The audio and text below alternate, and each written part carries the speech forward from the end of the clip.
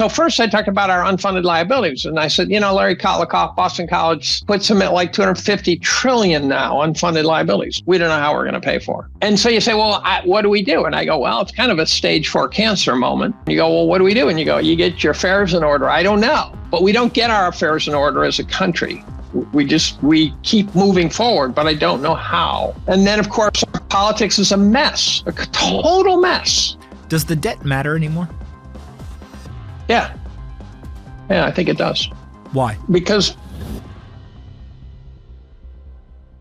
What's up, guys? Today we have Dave Collum. Dave is the department chair and professor of organic chemistry at Cornell University.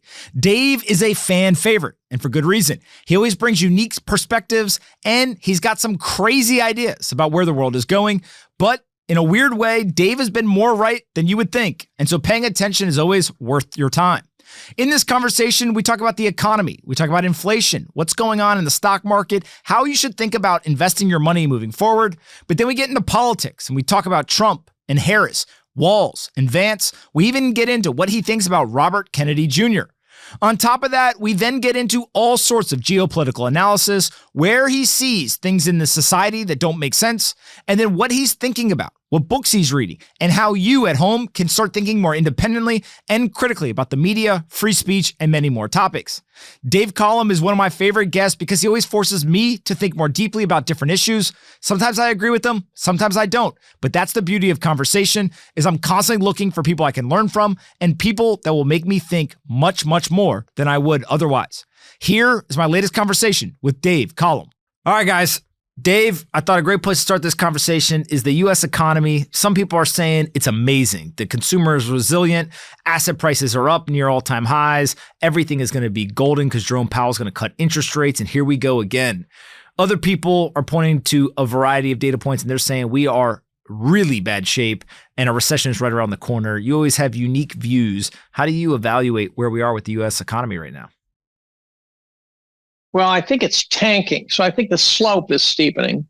As we kind of hinted at before, I think the economy, I was watching Peter Thiel the other day with Joe Rogan. I don't know if you happen to catch that, but Thiel said that tech has been stagnating for 30 years. I'm going, I could make the case potentially, and it has been made actually, but I didn't expect Thiel to say that. I have this. So what do you think the inflation rate is? What do you think it is? I would say that it is probably 50% higher than reported. So like 4.5% or so right now. Yeah. I just had breakfast at a place. I used to get a breakfast special plus a beverage for about $10. It's now 20. And yes, Jimmy Iorio, is inflation in any way sort of shrinking down to manageable numbers, which means the cost's still going up, but just slow. He said, no, it's the prices, the inputs are still rising very quickly. You can't find someone who actually knows prices who doesn't say the inputs are rising. So I think there's a grift going on here. I think they're convincing us. So let's say John Williams or Butowski of Chapwood Index are right or half right. Those guys put inflation at, sort of 5 or 6% higher than the CPI, which is so jerry-rigged. Here's how stupid the CPI is, right? First, let me rail on a couple of things. CPI, 27% weighted housing. And the mechanism by which they determine that, the rate is they do a survey, which I've never been asked, so I wonder who's getting surveyed. How much could you rent your house for? How many people on this planet could answer that question? Right? That's a stupid question. Right. And so that's 27% of CPI. Then they hedonically adjust it and they say, well, because you got more buttons on your blender, it's actually cheaper than you think. And, I flip it around. I said, yeah, and that blender's got a life expectancy of a fruit fly. That's the truly hidden inflation, is rapid depreciation of all the crap we buy. Just things don't last. They can't be fixed. And then you got substitution. Here's the funny one. So they hedonically adjust for quality. And then they say, by the way, if inflation goes up and you were eating prime rib or you're eating, sirloin steak, and because it's going up, you switch over to chicken, which is half the price, although unbelievably high, but now half the price. They say, therefore, you're going to substitute. So your inflation rate's really not that high because you just substituted. Now, I used to say, okay, then we're going to eat bugs and grubs and shit, and there'll be no inflation, right? That's fine. But non-hyperbolically, you ask the question, well, if chicken's half the price of beef, isn't the free market saying it's half the quality? Therefore, shouldn't you hedonically adjust it down by precisely the amount of money that you're supposedly saving by dropping to a lower quality product to save money? And therefore, substitution is complete nonsense. So you got all these inflation metrics. Economists like to exclude things that go up. Rosie actually explained that in a way that I finally understood that the economists are not necessarily brain dead, by noting that economists are uninterested in things that only go up. So best example, postage stamp, right? The day you walk in the post office, the price of stamps has gone down. Hell will freeze over, right? So that turns out to not have economic content in it, right? So Rosie doesn't say, oh, look at the price of stamps. That's telling me something. No, it's telling him nothing. Whereas there are items that can go up or down depending on supply demand. That's why economists exclude all these things and focus on things that can go up or down, which means, therefore, there's natural inflation and deflationary pressures. Well, but that's a very narrow subset of the world. Now, I think it's a valid way to look at it, provided you explain to the people you're talking to what the hell you're doing. And if most of our world is just nonstop going up, to then just ignore it, not explain why you're ignoring it, not explain why you're focusing on these things that go up or down, then you're completely missing your target, or you're lying, one of the two. So I've been wondering if the inflation rate is being missed so badly that it's possible that the real GDP has been shrinking for years. So here's two questions for you. One, do you think that the understatement of inflation is intentional, or do you think that they are trying to outsmart themselves and come up with the quote unquote real inflation measurement, and in doing so they're just missing to the downside? So kind of how do you evaluate why it's being understated? And then second is, if we were to create a new inflation metric from scratch today, how would you design that to actually get us the real inflation number? Well, first of all, I'd get rid of all the stupid stuff I just rattled on about. But I do understand why you have to account for the fact that things are improving. But you say, well, CPUs are getting faster, but the software is getting more bloated. So, is there really anything about Microsoft Word that's improved in the last 15 years? No, nothing. There's probably something you can click that links up to an AI or something, but it's just not worth the damn. When was the last time Apple invented an innovative product, a real innovation, the kind that, you got Elon who's trying to send rockets to Mars. That's at least innovative, right? And I know he's not everyone's favorite person, but meanwhile, you got like companies like NVIDIA that look like, to me, potentially a fraud. They're vendor financing like the bandwidth guys did in the .com era. So they'd loan money to the people buying the chips from them, and then there'd be borrowed money using the chips as collateral. And the whole thing's insane. Something like 35, 40 companies are doing this. Their customers are countless startups trying to develop AI, right? If you can code, you're writing an AI program right now, right? You maybe you're taking a break to listen to Pomp and Dave, but you're writing an AI program. They have no earnings, no revenues. At some point, they will run out of money, and NVIDIA will run out of customers. And at some point, Huawei, which I've heard rumor of, is going to come up with a chip that's better. I've heard they have one that's better. And so NVIDIA is going to do, in my opinion, a 95% swan dive. Those companies are our economy. Facebook. Tell me why Facebook is our economy. Tell me what about Facebook makes our economy our economy. What's good? What merit does Facebook bring to the story? Twitter, we have fun with, right? But it's not U.S. Steel. It's not General Motors. It's not the modern era tech companies, these digital companies, cloud storage, right? They replaced ExxonMobil with Salesforce.com. right? Please explain to me how that's a rational thing to do. They replaced Pfizer with something else. I don't know. Well, Pfizer, you could argue should burn in hell, but says the consultant of 20 years. So the economy feels bad at several levels. One is it feels like we're not creating wealth. And Robert Gordon's book, Gordon's book, Creating Wealth? I think we might have talked about this before too. You're the one who told me the rise and fall of American growth. You're the reason why I read it. Yeah. It's great, isn't it? It's a fantastic book. And I always tell people two things from that book. First is the invention of the elevator and how underrated the ability to go up rather than out was to American growth. And then the second being how quickly we went from individual houses completely unconnected to having water, electricity, roads, etc., where now all of a sudden people were able to actually participate in society in a way that they couldn't previously. You read that book and you walk away and you say, wow. And things like the Sears Roebuck catalog was just Amazon. Yeah.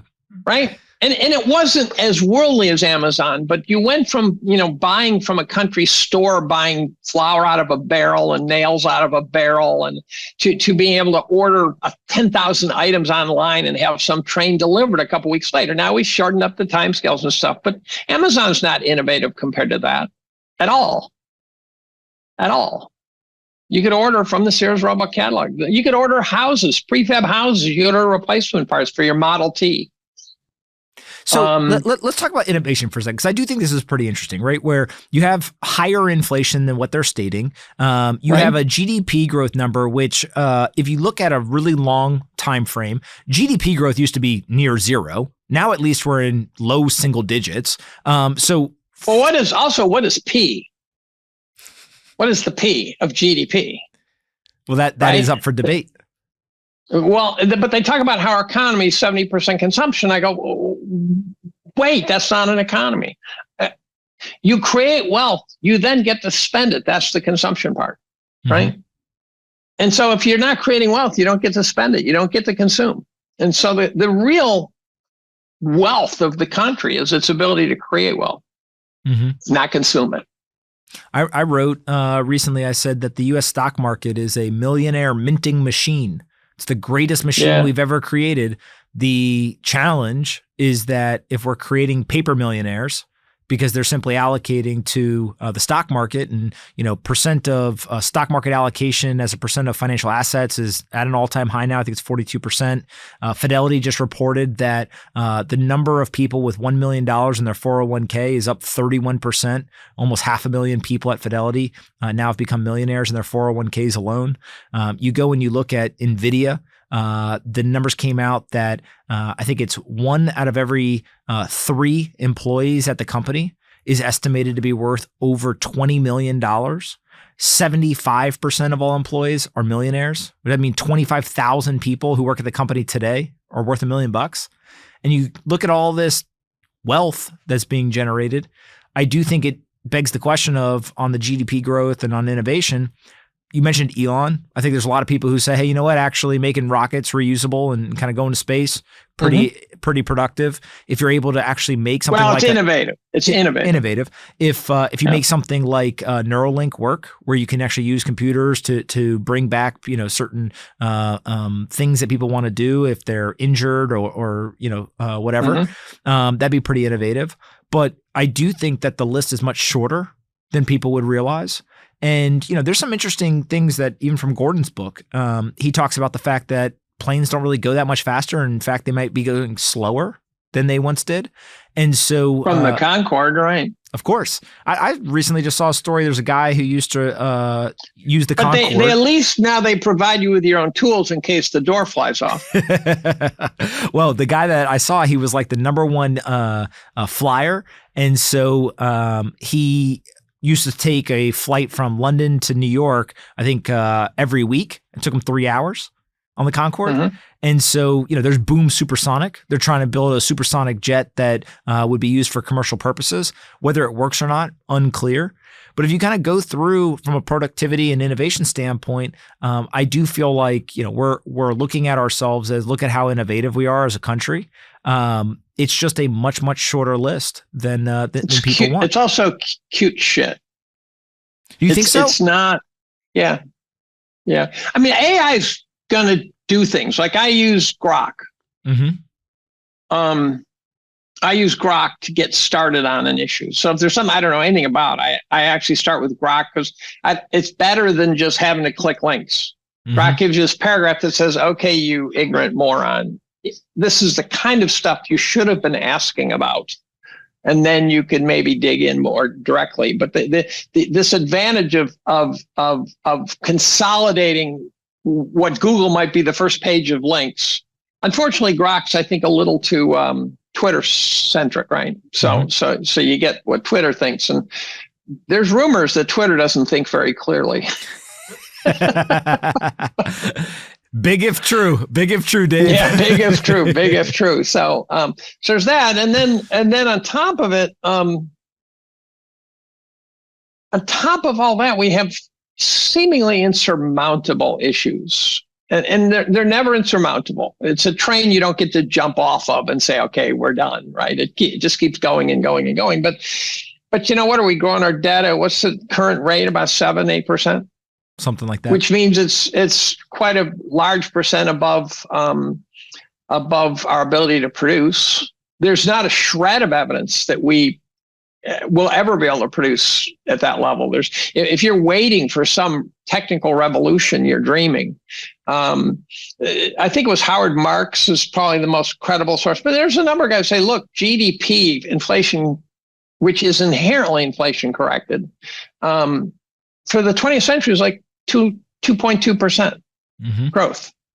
You can't grow your debt at 7% on that.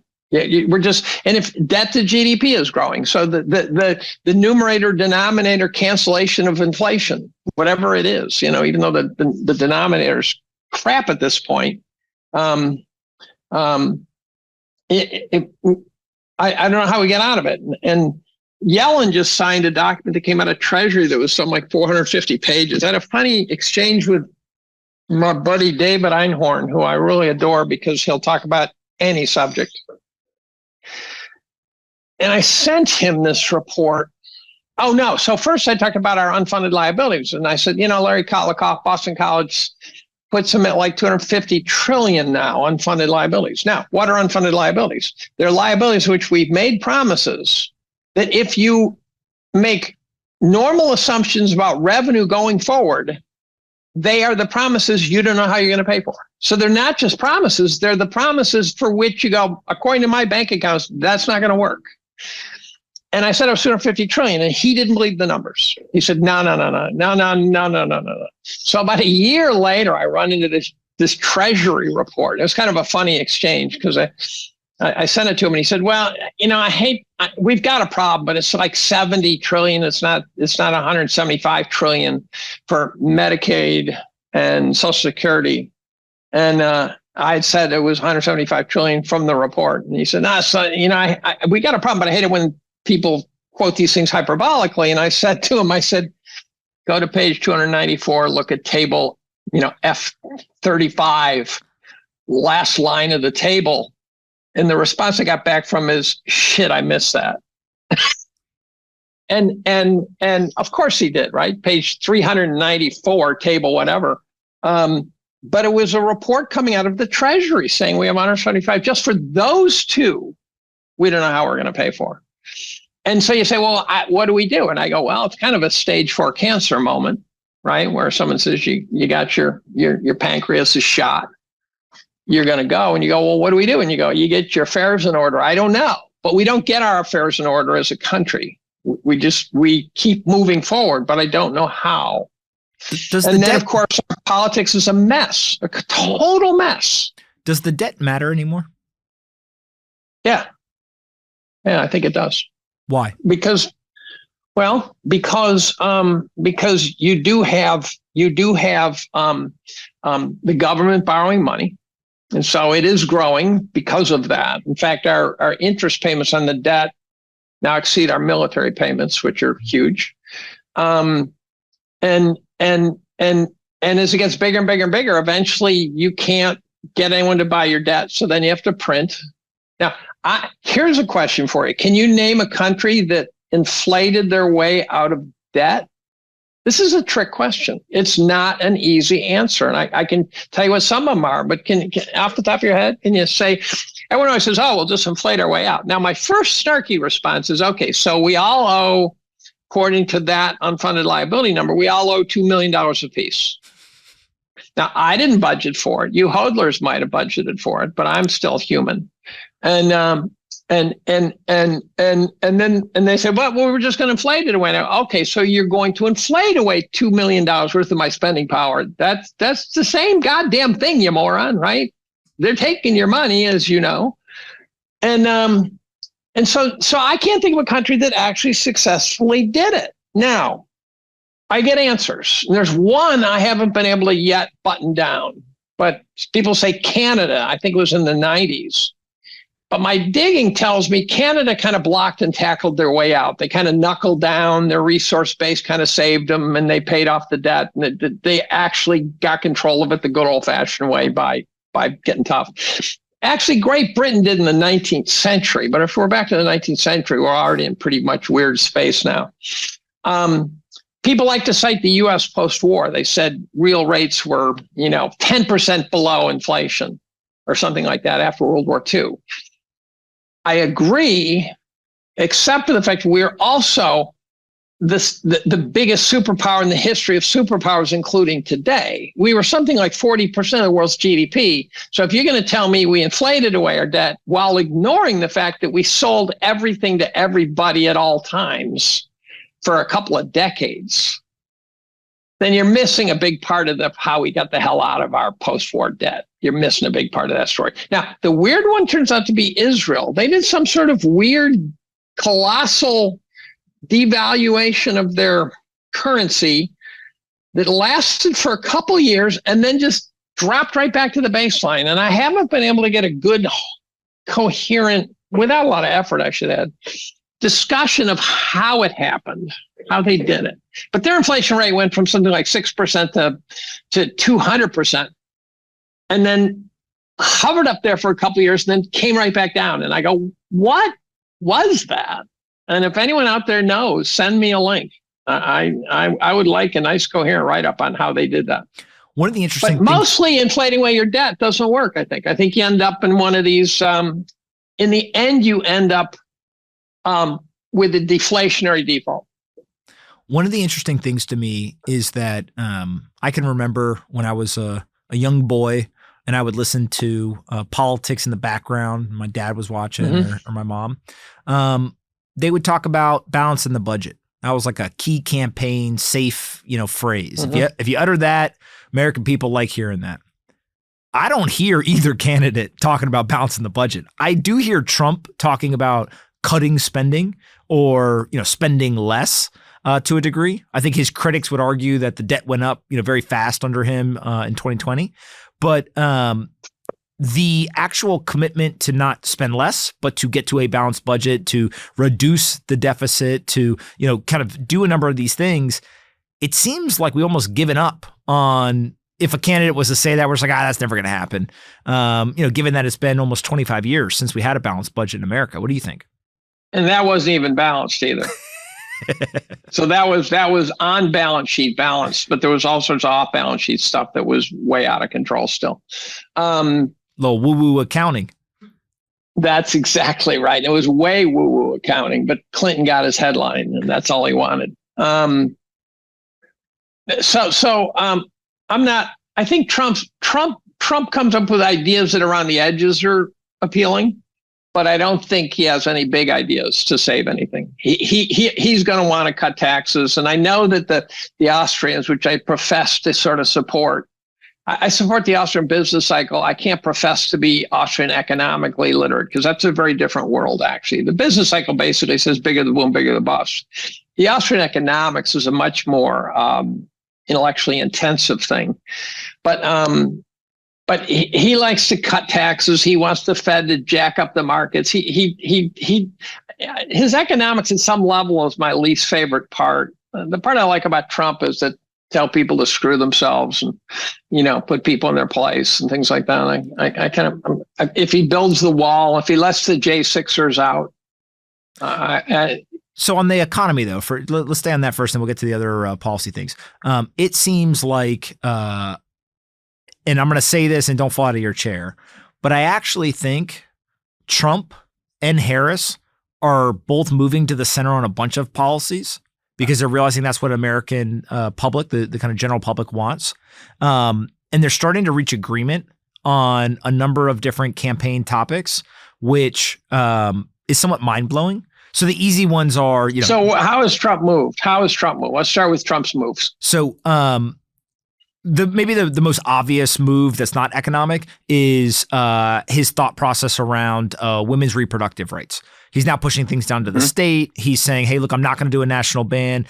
He's talking about financing from the government or kind of stimulating via these IVF, kind of practices and things like that. And so, again, it's a fool's game for us to say, like, how far is he moving or, how much closer to the center? But it's obvious that he's maybe taking the edge off of some of these ideas and he's kind of pulling to the center. Remember the national abortion ban. I think that might be a DNC fabrication. Yeah, but just like, I think that he has softened his stance in general when it comes to women's reproductive rights. He's downplaying the vaccine. Yeah, downplaying the vaccine. I mean, there's definitely things that I think, he is doing, which I actually think is going to help him in the election by doing it, right? Now, Harris, who is the most left-leaning senator, and, kind of everyone knows that the policies were radical to the left. All of a sudden, one, borrowing policies from Trump and no tax on tips. Also, I've read that she now supports the border wall, right? So like they're reaching agreement to some degree. And the similarity is that they're both populist candidates when it comes to a lot of these topics. They're trying to reach kind of, middle America, the average American, whatever. On economics, though, when you look at the two candidates, at first you think that they couldn't be further apart. But I actually think that both of them are trying to solve the same problem. They agree on what the problem is. Harris says, we got to address this, kind of debt issue, et cetera. I'm just going to take more money from the people. I'm going to tax unrealized gains. I'm going to go after all these, kind of somewhat radical economic policies that are going to drive tax receipts. And then therefore I'm going to be able to address this issue. I would argue, and I think a lot of people are arguing, that approach seems to be economically illiterate. Like, you can't tax unrealized gains. You can't do, a lot of stuff. That's just a talking point that she thinks sounds good. And very populist, and actually to some portion of America, they're like, that sounds amazing. It's only for people over $100 million in net worth. That's not me. Screw the rich people and, take all their money. On the other hand, starts there, by the way. Of course. Always starts at the top guys, works down. Well, the metric I always go back to is the income tax. Federal income tax, was instituted to help pay for the war. It then was ruled unconstitutional. It then was brought back, and it was 1% of the population. They owed 1% of their income. Today, more than 50% of the population pays federal income tax, and a good number of people pay more than 50%. So yes, it definitely does expand. That's the camel's nose under the tent. Yeah. So when Obama put in national health care, which I didn't vehemently oppose, I went to ask my dad that question, and he said, well, it sounds good on paper, but every time you ask the government to spend money for you, they do such a bad job. You should never do that. But we kind of need something. I mean, we're kind of doing it ad hoc where, you show up at the ER, you get treated. And then at the same time, there's things that maybe could have prevented you from being at the ER that might have been a lot cheaper and stuff like that. So I think here's the problem. National healthcare also, first of all, you can't have 4 million people coming over the border per year and have national health care, right? You can't have a welfare state and open borders. Let's start with that. The second thing is, it would be reasonable to say, look, everyone gets this sort of basal level healthcare. Well, that basal level is going to get lifted like crazy. And if you don't think so, just ask any lobbyist from any major pharmaceutical company, right? They are going to raise that bar.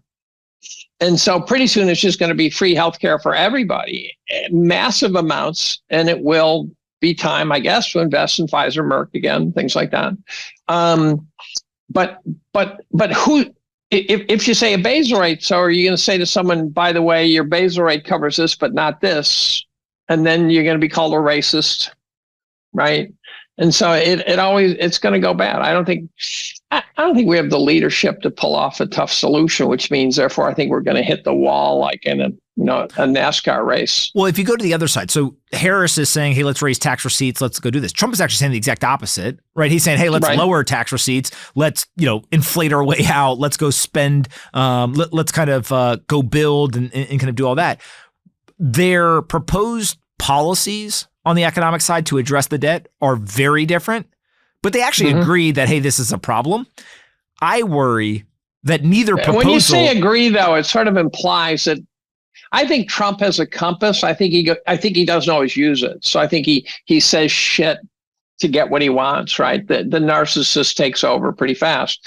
I don't think Harris has a compass. That may be true, but I think no. But when you say agree, as she moves left, she's moving left based on what she's saying. There is not a shred of evidence of what she's saying she even remotely believes. I don't see her processing the data and saying maybe I got that wrong, right? You just get the sense that, and someone described it as, look, she's got former Biden people, she's got her own inner circle, and she's got Obama people. Her head's being spun around in circles, and I don't think she has the minimum sort of self-determination to take a serious stance on anything. That's what scares me about her. So here is an interesting question for you. Forget the two current candidates, but the president in general. Is it better for the president to say, I'm listening to what the people want, and regardless of my own personal views, I am going to carry out the will of the people? And if it is at odds with my personal views, I'm still going to carry out the will of the people. Or is it better for us to have a president that says, hey, here is what I believe. You're voting me into office and I'm going to do what I believe? And it's this interesting question of, I think we like the idea of the former, but we actually vote for the latter, right? We like the idea that the president listens to the will of the people and is going to kind of reflect that.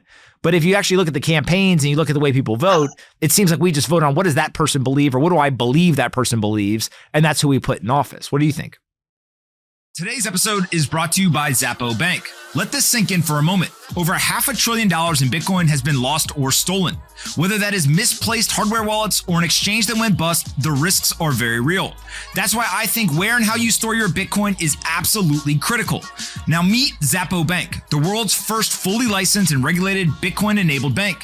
They're known as the Fort Knox of Bitcoin. With over a decade of expertise in Bitcoin custody, they blend no holdback security, including military-grade Swiss bunkers, cutting-edge digital protocols, and strict regulatory oversight. This comprehensive approach ensures your funds are always protected no matter what. With Zappo Bank, you can grow your wealth with interest paid out daily in Bitcoin. You can spend anywhere with zero FX fees using their global card, or you can make instant payments with the Lightning Network.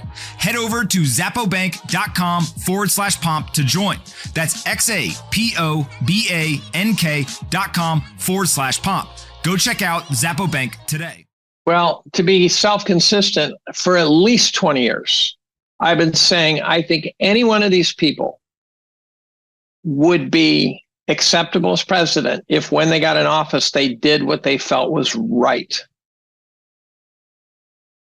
Because that implies that the person would sort of find that they have that moral compass that guides them to find the answer. And if it's like listening to, one of the Weinstein brothers or something, they process the information, goes in the head, rattles around, and then they try to find the answer. I think any party could come up with a candidate who, if when they got in office, they were voted based on basic principles, but that they do what they think is right. And I do believe that the population is not capable of fully handling all the truths of what running this country means, right?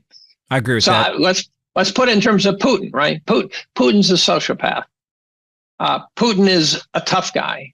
Putin is running a country that if you were not those two things, you couldn't run the country. And so he has to do what he has to do. There's a sort of, you can't handle the truth component to Putin. Justin Trudeau could not run Russia. Macron could not run Russia. None of the European leaders could run Russia. Zelensky could not run Russia. And so if I spotted a leader who I thought would, when they got in office, they would do what they really sort of deeply believe is the correct thing, I'd vote for that person. Now, who was the last person to fit that description? Well, Kennedy. Now, I think this is a Kennedy-Shanahan ticket if you really look at it hard. Explain. Well, first of all, if they'd put Kennedy in charge of VP, they'd neuter him. If they put him in charge of Health and Human Services, that would be really transformational. They made him Attorney General. That would be really transformational. If they made him head of the CIA, that would be a waste because the CIA would just find a way to neuter him. That would serve no purpose. A lot of people would like to see that. No, the CIA can take care of itself. They can override Kennedy. No problem. So I would like to see Trump build a cabinet of talented people. So my cabinet would be Kennedy. I'm happy with Shanahan. I know she's a super lefty. I'm a righty. I don't care. I would love to see Tulsi Gabbard get in there. And I know there's little flickers of information about it that maybe bother people, but I'm willing to, Jesus Christ, look at what's in there now. I mean, a bunch of pedophiles, a bunch of thieves and stuff like that. So flickers of issues are not going to veto a person. I'd like to see Douglas McGregor as Secretary of Defense. I'd like to see Jonathan Turley put on the Supreme Court as soon as the spot opens. There are some great people out there you could put in positions of real authority. The Attorney General, Merrick Garland, is a disaster, a complete disaster. He is to me, he's treasonous SOB. I think he's treasonous. There might be some legal definition of treason that excludes that, but I think he's treasonous at a moral level. And so I want to improve upon those positions. With good people in there, you don't need a president. Who would you put in as the Federal Reserve Chairman and the Treasury Secretary? I'm not sure how relevant they are. I'm not sure you have control over that. They're going to answer to the banks no matter what. So Jamie Dimon would be a potential selection? Dimon is a powerful bastard. Dimon may be patriotic, right? He actually may. I thought Powell was going to be good. And, he's done more. I've sat on a couple of panels with prominent economists and me, right? And anyone who knows me knows, I might have some skills, but prominent economist is not one of them. And disagreed with the whole panel and said Powell's going to be tougher than you guys think. He said it's going to hurt. He's going to cause pain. He's worried about his legacy. He doesn't want to be Arthur Burns. Wants to be Paul Volcker. He has no allegiance to Biden. Biden's administration has been a pain in the ass. He's trying to get control of stuff, and they're just spending like drunken sailors. And so they used to say we need fiscal help. Now they're basically. I think if he'd speak frankly, he'd say you guys got to stop shipping pallets of money around the world. This is not helping. And so I don't have as bad a view of Powell as some. I think that Powell, one thing that he has not yet gotten credit for because he hasn't had to use it is he reloaded the ammunition.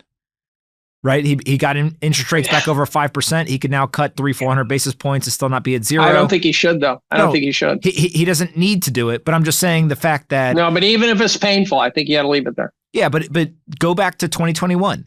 He was all out of ammunition. They had, $9+ trillion on the balance sheet. He has interest rates at zero for, a year and a half. Any sort of slowdown that isn't induced by the Fed, he's got no tools.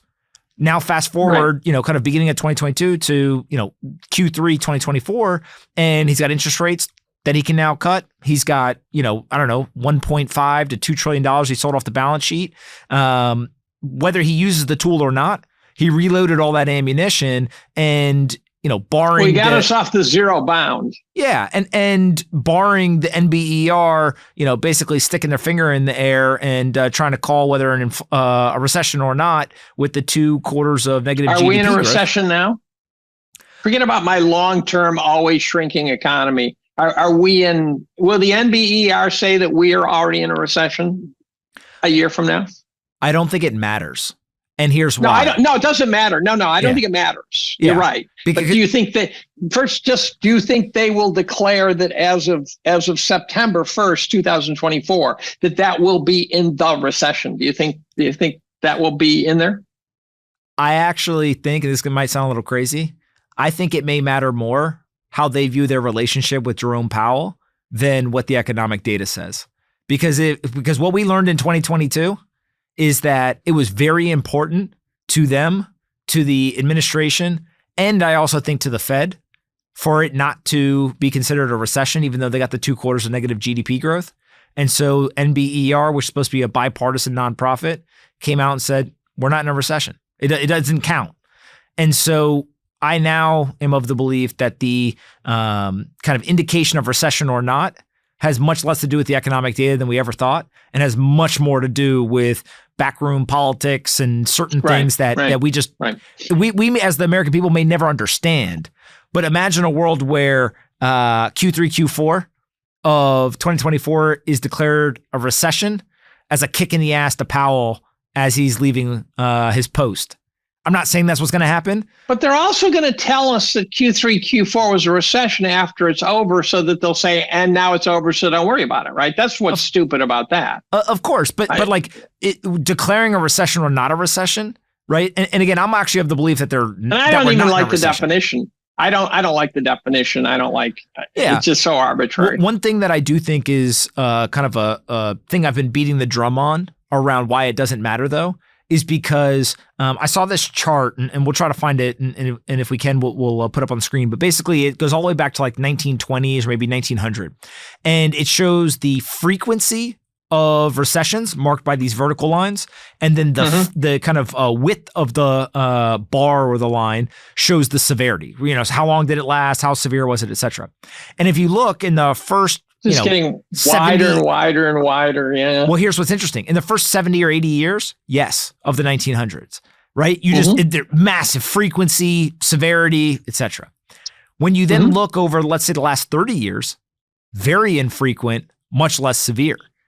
And so what it basically has happened is the central bank has perfected the playbook of how to deal with these, how to manipulate the economy, how to stimulate both implicitly and explicitly.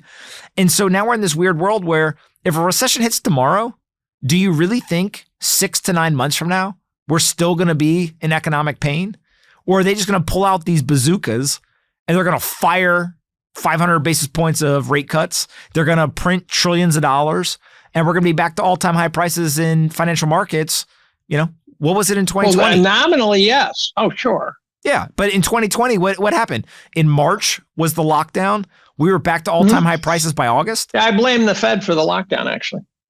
Explain I blame that. the Fed for the lockdown. Well, because if the Fed had said, look, we can't print all that money, we can't back you, they wouldn't have locked down. I mean, it's a fair point. Right. The Fed had to say, okay, we got your back. Then they said, okay, we're going to lock down then. Yeah. The Fed should have done better, in my opinion. Now, let me give you the Collum model of the economy going forward. The nice thing about it is I won't be shown to be wrong until I'm dead. But as you younger members are experiencing, you go, I remember that chemist talking about that shit. You talk about how they've perfected it. Let's go back to 1981. The markets were at all-time lows, valuation-wise. People don't even know what valuation means. That's how stupid the investors are now.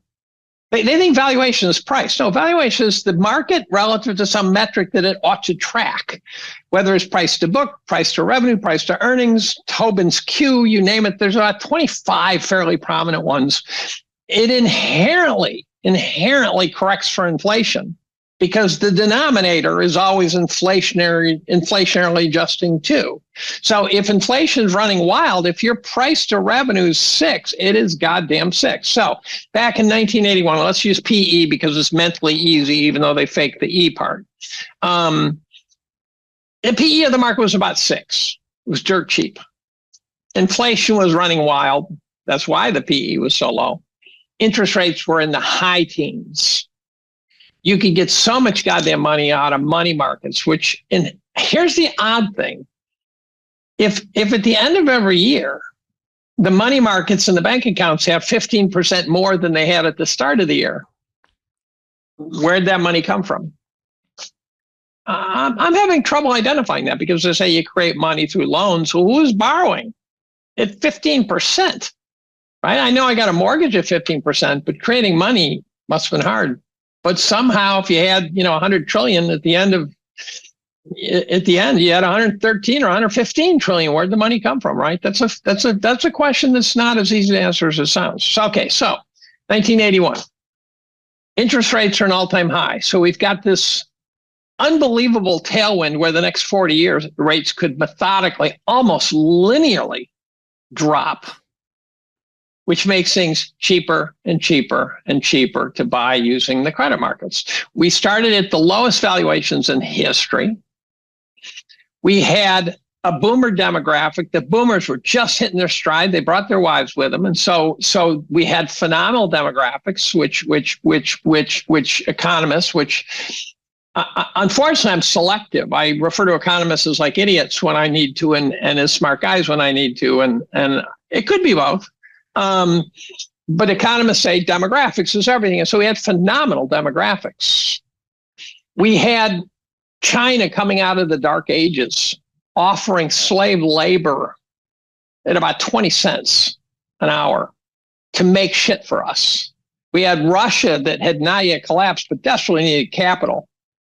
And so it started selling resources. We were helping them. We were sending, before the Soviet Union collapsed, we had our oil guys in there showing Russia how to pump oil out of that place and how to get minerals out of that place and stuff like that.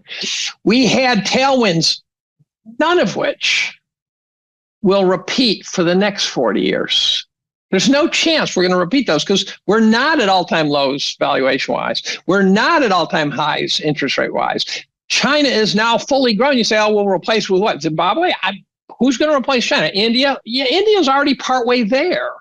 So India's not starting at 20 cents on the dollar, 20 cents per hour. And so all these tailwinds are gone. Now, during that 40-year period, this is an amazing stat. During that 40-year period, the valuations, which should be wobbling around, but there's no trend in valuations. And if you want to say, well, the valuations can double, and I go, then the return from those valuations is going to cut in half. It's arithmetic. Right? So the valuations over that 40-year period compounded. I think the last time I did the math was 3.4% per year compounded. What happens if the next 40 years valuations compounded negative 3.4% per year to the next secular low? We will look up 40 years from now and we will have not earned one penny on our investment. Now, 40 years of without a catastrophic event in GDP or anything like that. It'll wobble around. It'll do all sorts of jerking and wiggling, and there'll be highs, there'll be runs, there'll be lows. 40 years from now, regression to the mean takes us to the current market prices, inflation corrected. Here's an interesting point around this. Because inflation has probably been higher than the government number, right? And now the internet has opened people's eyes to inflation being higher. Reality. Yeah. Mm-hmm. I know a lot of people who are taking their cash and they're buying stocks as an inflation hedge. They're saying, hey, these things go up, right? It's denominated in dollars, dollars being devalued, inflation's taken off, stocks go up, I get wealthier. We see, 42% of stock market allocation as a percent of financial assets, the whole thing. Should historical valuations matter less because now you have a monetary premium on top of those historical valuations? And so today you should actually expect what used to be quote unquote fair market is now slightly higher because of that monetary premium and that hiding from inflation? Well, let me give you first a couple of factoids and then answer your question. Horizon Kinetics looked at the looked at the triple Q and looked at how, according to their prospectus, they calculate the valuations. The triple Q supposedly, and I'm saying supposedly because I got to believe Horizon Kinetics, but these guys are smart, averages the PEs of the companies in the triple Q. So it's reported now that the PE of the triple Q is somewhere in the mid-20s or something, I'm sure. I haven't looked in a long time. But they recalculated and they said, look, here's the deal. When the PE of a company in the triple Q is over 40, they round it down to 40. When a company in the triple Q has no earnings, they give it a PE of 40. So the highest the PE can possibly get on the triple Q is 40. If you actually take the triple Q and create a Buffett-like mega company, and you sum total the market cap and the earnings and losses and shit, and you treat it like it's a Berkshire Hathaway on steroids, PE around 100. So what are you buying when you buy the triple Q? You are buying at current valuation a 1% return. Anything after that's got to be growth. Whereas if you bought something with a 10% PE, you're buying a 10% revenue stream, which could be altered by collapsing revenue or rising revenue, but your earnings stream actually. So if you wish to say, look, valuations don't matter, then you also have to say that returns from those ongoing business concerns don't matter. And I do not believe that could be factually correct. So if you're willing to say, look, valuations stay up at these levels, your current return on the triple Q is going to be 1%, not 5%. So let's say that valuations show returns are going to be much less. They're going to be much lower. Right. I went and I looked actually today. I think that S&P over the last 5 years is up like 40%. Triple Q is up 140%. Russell 2000 is up like 42% over the last 5 years. Do you think it is sustainable to continue to see those types of numbers? And if no not, chance. What happens? Zero chance. What happens? Well, now I'll go back to Buffett, 1999, legendary article where he talks about investing. And it was during the dot-com bubble. So I think he was trying to throw a bucket of ice water on some people saying, wake up. He said, and it was valuation independent. So it wasn't because the valuations are high, but just generally the stock market. He said, by the time you're done accounting for A, B, C, D, and E, the most you can hope to get out of the markets is about 4%. In The Intelligent Investor, originally he and Graham, and then originally Graham and Dodd, edited by Buffett. They said, for example, if you think that you can earn more on equities than bonds over the long term, the word they used was delusional. Why? Well, what happens is everyone uses a benchmark that's favorable. And you go, well, what about the fact that, 1906 was a market top. Inflation correct that market top. Inflation correct the return on the S&P. From peak to trough. Forget about the first trough. Forget about the second trough. The final trough in which the price of the market in 1906 was attained for the last time. 1981. 1906 to 1981, you treaded water. Now, people say, well, I trade. I go, good fucking luck, because I can't. Buy and hold is not trading. We're told to buy and hold. 1929, I think it gets you up to 1992. There are a number of 40 to 75 year periods throughout the 20th century. Now, are we going to repeat the 20th century? I'm not convinced. That was a pretty good century, right? Where the market treaded water, inflation corrected for 40 to 75 years. There's about 4 of them. Peak to trough. Now, you say, well, that's unfair. I go, but it's a harsh reality, right? If you owned the Nikkei in 1989, peak to peak, you just broke even, and that's without correcting for inflation. That's without correcting for fees. That's not without correcting for taxes, which you will incur along the way. So what do you get? Well, what you get is you get dividends. You get dividends. What was the average dividend during the 20th century? Well, started pretty high and ended pretty low. The average is about 4%. Thus, Buffett's number. Now, a guy named Ron Grice sends me updated charts occasionally, one that I particularly like, and I didn't know if he was publishing or not. He has. it's the S&P 500 corrected for inflation. But rather than using the fake CPI, he uses the M2 money supply. Now, it's not perfect, but it's super numerical. It seems like an awfully clean way to measure how the market's responding to the amount of money there. Now, you got the whole shadow banking system and crap like that. But it turns out that from 1925 to the present, correcting for inflation using M2 money supply, the market drifted down. All you got was dividends. I mean, I used it. And then he sent me an updated one. He said, here is the total return, including dividends, 3.79%. That's kind of an error bar within 4%. It reminds me a lot.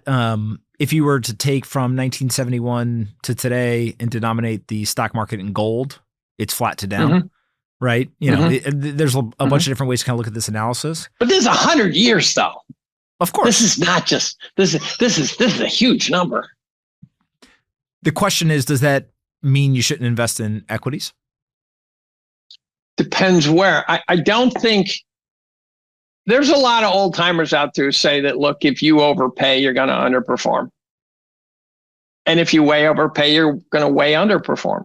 So you got guys like Grantham, who I consider to be an optimist, saying, look, over the next 10 years, the S&P is going to return negatively. Then you got guys like Hussman, who I would say is trying to become an optimist, but he puts it worse. So I think the bottom line is that you can really look like a complete asshole for many years. But what people don't notice is that there's those moments in history where all those gains that you thought were above what you should get, they all get. Remember Bill Miller, who used to follow me on Twitter? I don't know if he still does. He maybe heard me say some shit and blocked me, but he beat the S&P for 13 straight years. He did. What a hero, right? Gave it all back in 1 year. That's what markets do. He gave it all back in 1 year. But to his credit, and I got a soft spot for Bill, is he then became the single largest individual shareholder of Amazon outside of Bezos.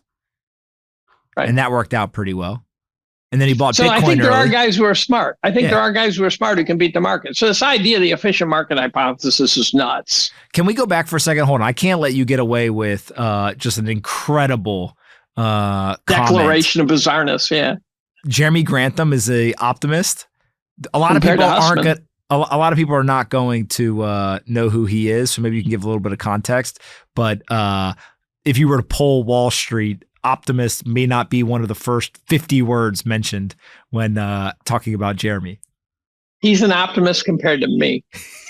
I think I'm the most bearish guy on Twitter, although Hussman's, maybe Hussman. The other guy who seems to get it is Jesse Felder. I think Grant Williams understands. I just got a call from Tony Deaton, who very few people will know, but he's a legend. Amongst those. Legend, right? You want to hear a funny story?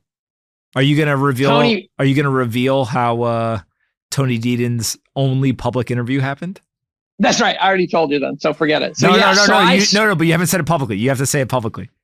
Oh, is that right? Yeah, you told me in private. Oh, so Tony started calling me. And then one day he drove up from New York City. We spent the whole day on my deck. I mean, really an amazing thing. I am now supposed to go to his 40th anniversary of Edelweiss Capital, I think it is, Holdings, to give a talk in the Swiss Alps. He says he's going to fly my wife and I first class. He said that you can't refuse my offer. So Tony calls me one day and I said, you should do a podcast with Grant Williams. And he said, okay. So I introduced him and I've got the email trail. Now, I don't know if Grant had to do some more cajoling because he did a recent interview where he said he had to cajole him, but I introduced him. Now, hold on, Dave, this is an important part. Tony Deaton is a legendary investor. He is somebody who the people on the inner circle of Wall Street, et cetera, are very fascinated by because of his track record, his approach, his ability to kind of stay out of the nonsense. And a lot don't know him either. A lot don't know him either. There's a mystique because a lot of people don't know him, but also he had never done, from my understanding, he had never done a public interview before. So Grant does this 2-part interview, and he opens with, "This is the first interview he's ever done." And I fell back in my chair and I go, "What? Really?" So one day Grant got interviewed. I was hoping Grant would give me kudos in the most recent podcast he did, where he mentioned he had to cajole Tony into doing it. But one day he did get interviewed, and they said, "How did you get the Deaton interview?" And he said, it was a sort of a combination of Simon Mikhailovic and Dave Collum. Now, Simon turns out to be on the board of directors of Edelweiss. So that would make sense. One day I drove down to New York City, 4.5-hour drive, just to spend the afternoon chatting with Grant and Simon in Simon's apartment, right, condo, just to shoot the shit. And then I drove back. What did you guys talk about? Everything. Life. Everything. Gold. Precious metals. This is probably 10 years ago. And so in any case, what was the original question? The optimism of Grantham. So Grantham, when he's feeling really enthusiastic to talk about the situation we're in, he says, "Look, I have had the privilege of witnessing 3 great bubbles now." And he says, "This is the big one." Now, where I part ways with Grantham in a very big way is that he believes in climate change and I don't. I mean, I believe it changes, but he takes it very seriously. And I do think, raping and pillaging Mother Earth is happening, but it's not about CO2. Let me put it that way. I think he believes CO2 is a problem, and I do not think it's a problem at all. That's where we part ways, but it shows up in his investing and stuff. So, did you see the recent article? Maybe it was New York Times or Wall Street Journal, I can't remember, where somebody wrote a op-ed and they said that they don't use AC. They tend to try to stay outside of their house during the summer. They go to the park where there's shade. They don't have a washer machine or a dishwasher or a dryer, et cetera. And the thought process was they're helping to slow climate change. It's a religion.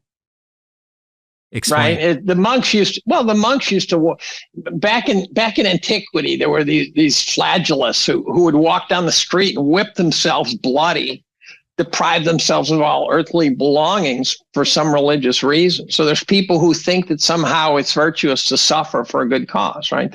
You want to read a great book. So I'm going to sell a few books here. I must have mentioned in some previous podcasts, Eric Heller's The True Believer. Very short, very easy read. And it talks about mass movements, and it talks about how people get sucked into them. I have realized to understand the world we're looking at, which to me is a terrifying world now, you have to start reading about totalitarianism. You've got to stop reading the bullshit stuff and start reading about how totalitarianism arrives, how it sort of sneaks into the storyline. Matthias Desmet's Psychology of Totalitarianism, Hannah Arendt about the Nazis, if you wish. That's a very tough read. Michael Malice's The White Pill, I loved. Give us, Dave, give us kind of a quick 2-minute overview. You've been reading a lot about this. There's a lot of people who they're going to hear you say that. They're going to tell themselves they're going to go read the books. They're not going to go read the books. Give us kind of a 2-minute overview of what is it? How does it happen? What have you learned in kind of going down this rabbit hole? Well, it seems some theories say that it's sort of this idea that starts in elite circles where someone says, it would be really great if we shared the output of society with everybody, that sort of thing. And then it somehow finds its way into the masses. The masses are the foot soldiers. And so by Hoffer's description, which is a 1953 book, comes out in audio. I love audio. The masses are painted by Hoffer not very flatteringly as these people whose lives are pretty directionless. So they're the dregs. And I don't mean that pejoratively, but they have very little to show for their efforts, and very, very little hope. And the cause, whatever that cause is, does several things. One is it it blames somebody. I'm miserable because I once had a student commit suicide after he passed his oral exam. I think he had demonized the exam. And then when he still wasn't happy, he offed himself. But so it gives people something. There's some reason why their lives suck. And then by virtue of signing off on this cause, they now have a tribe. They now have something that makes them feel consequential. And so, and then he goes into the psychology of the whole thing where he talks about how, and if that bubble gets burst, they often will find a new cause. They will find something else and they can flip. And those are kind of the true believers, actually. And so there's people who actually will hop from cause to cause, but they need a reason to be. One could argue that's the role of religion through history, right? So you get together and y'all agree there's a God. Y'all agree that you have to do various things. And in good times, your God is a benevolent God and you're being taught benevolent things. In bad times, it's not so much so. And so, so I think we're seeing, and then what happens is it reaches this crescendo where sort of shakers either direct this energy towards something good or direct it towards something bad. And the climate movement, look at how many people, it is their life to worry about climate change, right? And one can argue I'm a true believer in it. It sort of has it taken over my being, saying, look, bearishness. But I think the math backs me on this one. The climate change story, it turns out it's the science behind it. There's such a heap of bullshit in it. Really demonstrably bad science. And I've asked rhetorical questions like, let's say DDT was killing the raptors, right? Back in, silent springtime where the eggs were thinning and stuff like that. And someone finally figured out it's the DDT and we stopped the DDT and we saved the eagles and the ospreys and all these raptors who were heading for extinction. If that happened today, would we figure it out? No. We'd blame climate change. It would obscure everything because it's this gigantic global religion. Now, why? Well, it's a population control issue. Why people want to control the population, I don't quite understand. Why the king of Spain wants to attack the king of France. He needs another 100 million square miles. Why? I don't understand these massive wars now. I'm a Reagan Republican, so it's not because but I don't understand why we're in a perpetual state of war. You can go, okay, well, you got the industrial military complex, et cetera, et cetera. There's various answers, but that's why I've been reading about the Soviets and stuff, trying to understand some of this crap. So the climate change problem, and the first thing you find, by the way, is you'll be told, and I've got a paper trail showing me following this path, actually, because my brother was pestering me. And I said, look, everyone I know believes it, Ned. What am I supposed to do here? I'm not a climate scientist, but I don't know anyone who doesn't believe this fucking story. Why do you think it's wrong, right? And then another guy started pestering me. I said one day to the former Secretary of Energy, Stephen Chu, I was having lunch with him, and I said I was agnostic, and he flinched. And I said, well, it would take me 10,000 hours. That's a Gladwellian 10,000 hours to form an opinion. And he says, well, that's a valid point. And so then this guy bugs me, and I said, look, there's no credible scientists that don't believe this story. And he says, oh, yes, there are. I said, send them to me. So I'm expecting to get a list of people, Joe Schmo from Sheboygan State College, adjunct professor of who the fuck cares, right? And it's not. Harvard, Stanford, Caltech, you name it. Oxford, you name it. MIT. And I'm thinking, okay, but these guys, they probably shot down a model and the deniers are blaming and saying, therefore, there's no climate change. I go, no, that's just scientists scrubbing the system when they get it wrong, right? So I start Googling them. So within 4 hours, I discovered that there's a good couple of dozen unbelievably prominent scientists who say this is 100% load of crap. So the first big lie blew up in 4 hours. 4 hours of reading. So the former head of the National Academy of Sciences, the founder of Greenpeace, the head of NASA's temperature monitoring program, 500 scientists from NASA, Stanford physicist at the synchrotron, the former provost at Caltech, geophysicist at MIT, all saying this is crap. The most recent was the 2022 Nobel Prize winner in physics saying it's just a load of crap. He said they can't even account for clouds. This is just bullshit. And so you quickly discover that there's plenty of people who think this is horseshit. Then you look at the science, I started digging in, and it's just such shitty sciences. Now, for those of you who are listening to this who are in the climate world, I think there's probably really good science being done. But they can't step out of the shadows and say, by the way, I'm studying the clouds and I'm getting a lot of valuable information, but this climate change story is bullshit, because there goes their funding. You lose your seat at the table instantly. I've asked colleagues who actually believe in climate change, said, let me ask you this, if we submitted a grant and the grant application looked like it was pointing towards through preliminary results that climate change was not a problem, would it be funded? They said, not a chance. You can't get funded unless you sign off on the narrative. Then you got John Kerry, climate czar. John Kerry knows less about climate than I do. I guarantee you, if you put me on a stage with him, I would shred his long, lanky carcass from head to toe. He doesn't know anything. So who they put in charge of now that Kerry's stepping down? You're not going to believe this. Pizza hunter John Podesta is now climate czar. Now, why is everyone signing off? Because they're promising $150 trillion of spending on climate change. To do what, though? Like, part of this, I think people have seen the articles. Solar panels, electric cars. Yeah, we're going to back the electric vehicle charging network.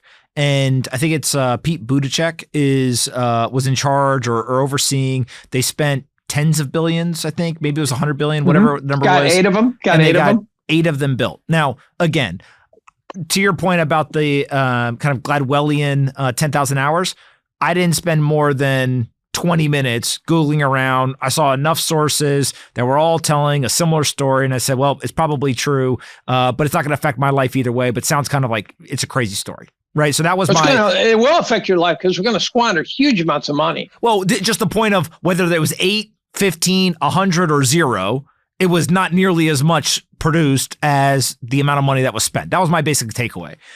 Well, here's a great example of a grift. Okay. I mean, there's grifts everywhere. So I know personally guys who are putting up solar farms, and they don't believe they do any good, but they're making a ton of money. So here's, I think it was Australia, but I could be wrong on this. They go to a farmer and they say, we will pay you $20,000 if you let us put solar panels up right here and hook them to the grid, right?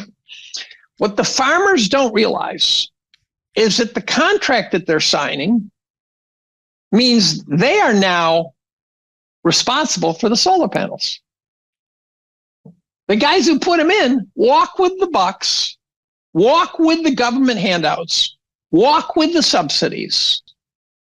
And the farmer's got the solar panels and doesn't realize that if that becomes a toxic waste dump, or they start breaking down, they start fucking up, the farmer's problem. It's the farmer's problem. That's the kind of grift we're getting. And so the wind turbines, I don't think are ever going to be worth a shit. I think that's, and the bio's already been, they don't even talk about the biofuels. They don't seem to.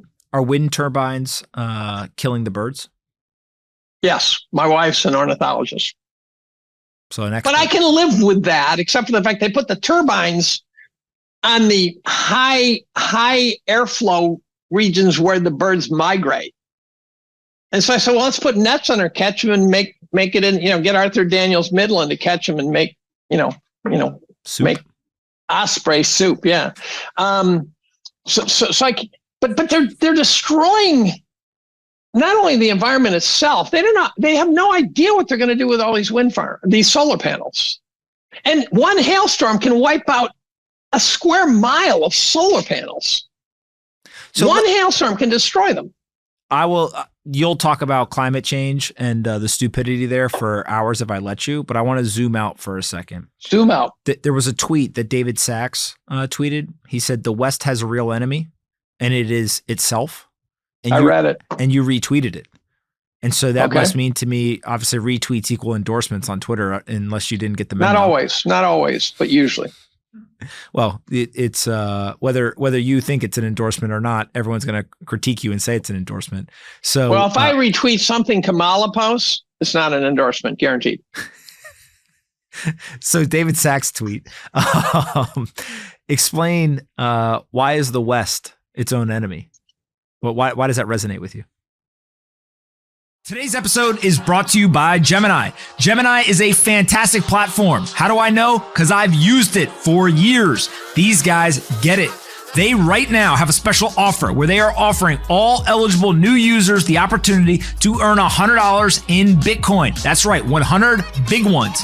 They're going to give out in Bitcoin if you go and you trade $1,000 in crypto within the first 30 days of signing up. What is Gemini? Gemini builds crypto products that are simple, elegant, and secure. Tyler and Cameron Winklevoss, the billionaire Tyler and Cameron Winklevoss, founded Gemini in 2014 with a security-first mentality and ethos of asking for permission, not forgiveness. They've been pioneers for the crypto industry since day one, and unlike many exchanges, they are available in all 50 US states.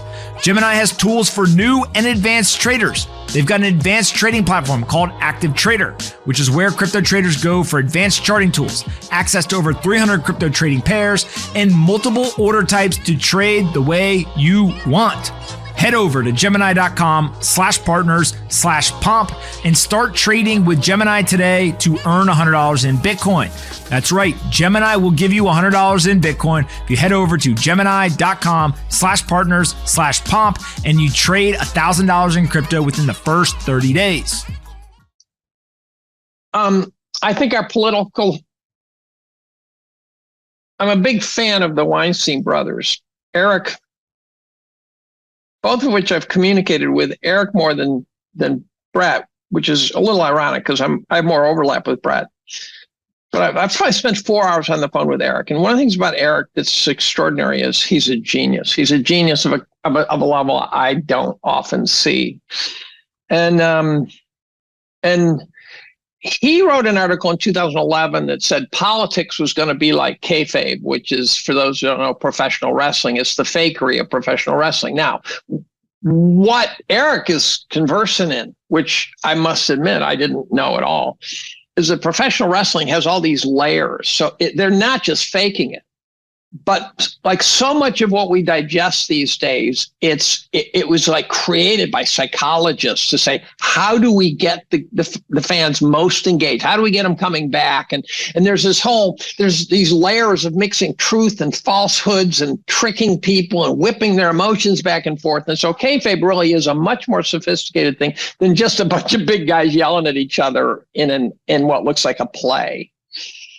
And he wrote a 2011 article saying politics was going to become kayfabe. And it looks like we're there now.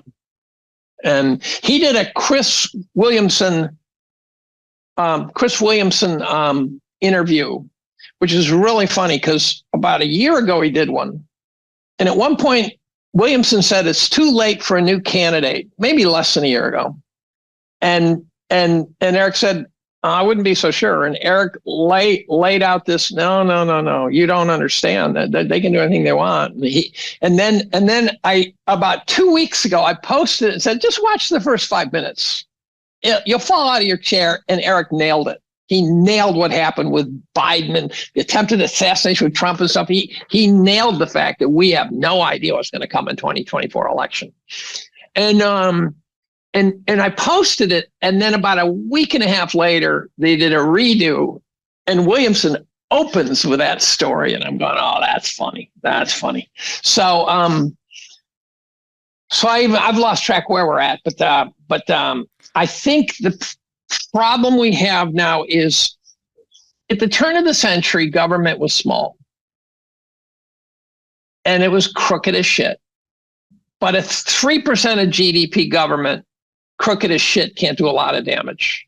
Now, what it did do is it allowed things like child slave labor in factories and stuff like that. So there really were problems, and it's not like, you know, the race battles had been won yet or anything like that. So government was not great. The carpetbaggers had done a number on people, but it was small, and captains of industry bribed government to stay out of their way. Right? They might have gotten some perks, like the railroads got land grants and stuff like that. So there's some giveaways. Now government, 50% of GDP or something, right? I mean, it's a huge number. Now companies bribe politicians to give them our money. And that's a very different kind of an economy. How do you know that politics has become kayfabe? I don't. It's a relatively recent. I talk about ideas migrating from my head to my stomach, where I hear it and it's in there and it's kind of intellectually in there, but then all of a sudden one day it just goes whoop, and I go, oh, fuck, I got it. And there's even ideas that seem straightforward, but then all of a sudden I got it. That the sort of the implication finally clicks, and the candidates are so bad, and we can't even get someone credible to want to do it, except for like Kennedy, who all his flaws is still, in my opinion, a phenomenal candidate. And you know, people like to point at some of his idiosyncrasies. They go, let me help you with that one. He grew up watching his uncle get shot, watching his father get shot, watching his aunt get lobotomized, watching his cousin die in a plane crash, which is sketchy. So he turns into an alcoholic for a while. Is there anyone shocked by that? Right? And you know, I don't know why he insists on telling things like the bear story in Central Park or whatever it was. You know, I've got Bobby. I was on a Zoom call with him. He seemed very sincere. I think he's trying to get it right. He fits that description, a guy who's trying to get it right. And by the way, they talk about how extreme he is on climate change. No. He at first made reference to punishing people severely, but I think he's talking about the polluters. But he said at one point, I do not support big government solutions to climate change, which means let the free market sort this out. Or it means I don't believe it, but I don't dare say it. I don't know, but he seems to say anything he wants. So we've spent time talking about Trump and Harris. We've also talked about Kennedy. Let's drop down and talk about Tim Walz and JD Vance as the vice president candidates. What is your assessment on those two? Well, I read Hillbilly Elegy before JD Vance was famous. I had minor issues with the book. I said, you know, you were raised by hillbillies, but you yourself kind of grew up in a non-hillbilly world, although your family influences you a lot. There's a little bit of a disconnect of him somehow ending up at Yale Law School. I believe that JD Vance, but let's say he got there. I don't have a problem with that. I think someone spotted him at Yale, and I think they put him on a grooming path to this position. I don't think this is an organic growth into a politically prominent position. I think this is standard play. I think clearly they did it with Obama. They had to have done it with Hillary too. You know, Hillary's graduation speech at Wellesley was brilliant. Someone had to spot that, and so I didn't trust him. And then here's an interesting story. Back to Eric Weinstein. He said he was in a room with a bunch of right wingers, and he said he's the only guy left of center in the room, and he comes from way left of center. And it was a day or two. They spent some outing, and he didn't go into the details of how they all ended up together, but he said those guys sincerely, unambiguously believe in helping the little guy. And he said it could have been a ruse where their whole ploy was to get about 20 of these guys together and Eric Weinstein, and I was in charge of taking the bait and then going out and telling the world. But he says, I don't think so. And so I'm okay with Vance. I wanted him to pick Tulsi. I thought it would have been brilliant. A former Democratic presidential candidate, chick, military, speaks well, hot, right? What's not to like about her as the VP? She might have said no. I don't know. I do think having Kennedy in the cabinet, not as VP, is better. So now let's go to, so Shanahan is very left of center, but she's going to be in there, I think. So I'm okay with JD Vance now. I don't think he doesn't scare me. Walz, I think, is a scary. So real quick on JD before we get to Tim Walz. Growing up in the environment he did, and then ending up at Yale, one of the parts that, depending on the years, that I think kind of gets lost is, he served in the Marines. He deployed overseas. Didn't he do that after Yale? Someone told me that, but it could be wrong. I don't think so. I could be wrong on it, but I'm pretty sure that he did it before. And okay, that makes sense. Going from Yale to the Marines is not. Correct. And so one of the things that people don't realize is during the time in which he did this, which I think was late 2000s, early 2010s, you can look at the look for the date. Right. That is when a lot of the programs started at universities. Yeah, he was in the Marines right after high school. Okay. So I think that right around the time, I was in the military then. I deployed to Iraq in 2008, 2009. And so coming back, there was a multitude of programs where these universities and, banks, financial organizations, et cetera, were setting up these veteran-focused programs. So Goldman Sachs, I hear that actually. JP Morgan, right? All these guys are setting up saying, hey, let's go get these veterans. Universities as well. I'm not saying that JD Vance got into Yale because he was a veteran, but it would not surprise me that is the transition. That's the missing puzzle piece to you go from what many would consider kind of a blue collar, the hillbilly community that he talks about in the book, to all of a sudden you're able to transform. And the military in particular is the one area where you can take a blue collar hillbilly, put them in that uniform, turn them into something. You put them in that uniform and they walk out the other side. And all of a sudden they are accepted into other parts of society because of the military uniform, not because of where they came from. It's a very weird. They say, sir, yes, sir, and they show up on time. Yeah. And I think people look at it, it's admirable. It's, all these different things, but it is in a weird way, one of the military serves as one of the best social mobility tools in American society, although no one thinks of it that way. I totally agree. No, I do. And I tried to talk my son into joining the Navy. Yeah. I never understood it until I served in the military and I saw the breadth of different people that were there. You had people who were college educated, went through ROTC, were officers, kind of the white collar version of the military. And then you had the blue collar. I had no other choice. I was going to be in jail or here, that was the other end of the spectrum.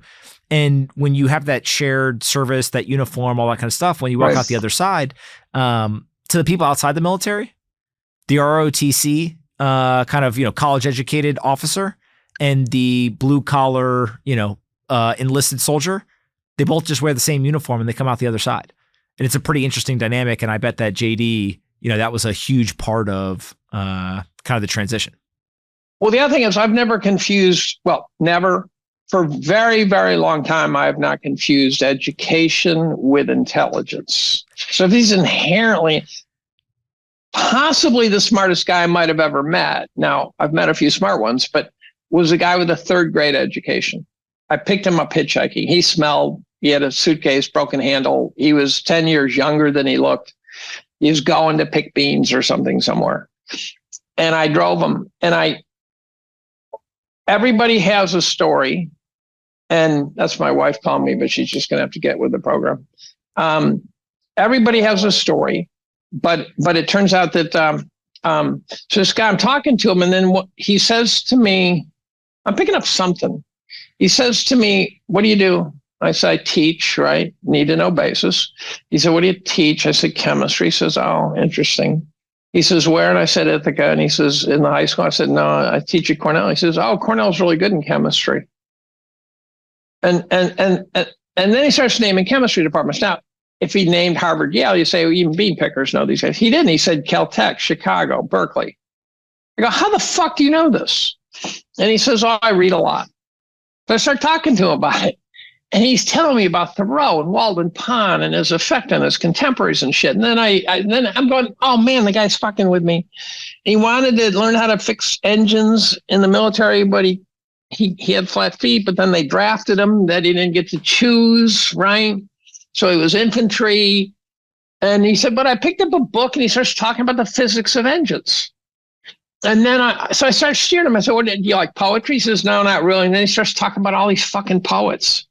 And it was just for 4 hours, this guy bent my brain backwards. And I realized that this is some guy who, for some reason, I used to feel bad that I didn't try to do something until I got older and wiser and realized that I wasn't going to save this guy. This guy was not on track of a normal society. For some reason, it was way beyond my capabilities to fix, right?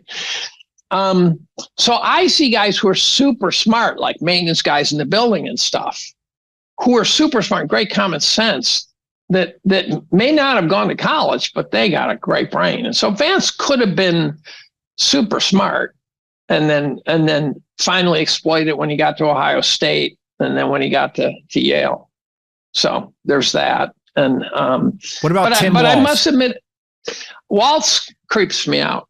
Walz has got some fibs in there, and you say, well, this is politics, but there's fibs, there's bullshit, and there's lies. Trump is the biggest bullshit artist, right? So if he says, this is the biggest crowd in history, that's bullshit, right? But also, it's a kind of harmless. It's just bravado. It's just like, my dad is the king of the world, that sort of thing. Biden is a pathological liar, right? He says I graduated first in my class and he didn't. That's a factual statement. That's not right. Walz, I think, has that in him. There's too many fibs coming out. Some of the guys supposedly who knew him said that he was constantly lying. Now, I don't trust that completely because you can dredge up people to hammer Kennedy. You can dredge up people to hammer Trump. You can always do that. But I worry. What creeps me is his mannerisms, the spidey sense level. And I did a Twitter poll, which I said, ignore past actions, ignore the ticket that maybe you hate.